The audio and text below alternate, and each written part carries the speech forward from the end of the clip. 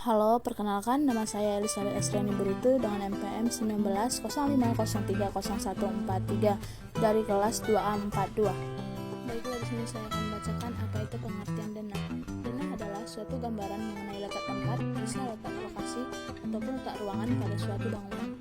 Adapun tujuan denah yang pertama melaporkan, yang kedua memperagakan, yang ketiga menganalisis, yang keempat pemahaman saling, yang kelima hubungan dari benda-benda secara keruangan. Jenis-jenis denah yang pertama denah sederhana merupakan sebuah denah yang dibuat ke dalam bentuk praktis serta juga tidak dimuat dalam secara resmi. Yang kedua denah rumit merupakan sebuah denah yang dibuat dengan tujuan tempat atau lokasi yang mempunyai bentuk rumit untuk kepentingan tertentu.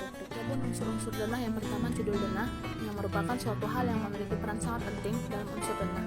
Yang kedua petunjuk arah mata angin yang merupakan salah satu unsur yang mempunyai fungsi atau manfaat yang dapat memudahkan para pembaca untuk mengetahui utara, selatan, barat, dan juga timur pada suatu peta. Yang ketiga lokasi atau tempat yang dimana merupakan suatu objek pembahasan akan suatu denah. Yang keempat tempat yang mudah dikenali yang merupakan unsur penting dalam denah karena bisa menjadi patokan ataupun acuan untuk menuju suatu tempat. Dan yang kelima nama-nama jalan yang sangat memudahkan para pembaca untuk dapat mencapai lokasi tujuan tertentu. Dan yang keenam arah menuju lokasi yang dimana dalam denah ini juga terdapat arah menuju lokasi yang mudah dikenali untuk mencapai hal yang hendak dituju. Peta. Pengertian peta adalah lembaran keseluruhan atau sebagian gambaran permukaan bumi yang ditampilkan pada suatu bidang datar yang diperkecil dengan menggunakan skala tertentu.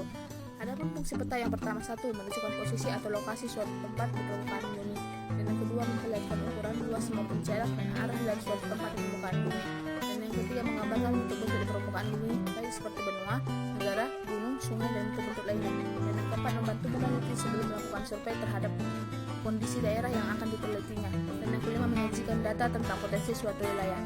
Adapun jenis-jenis peta yang pertama berdasarkan isinya baik itu peta umum dan peta khusus.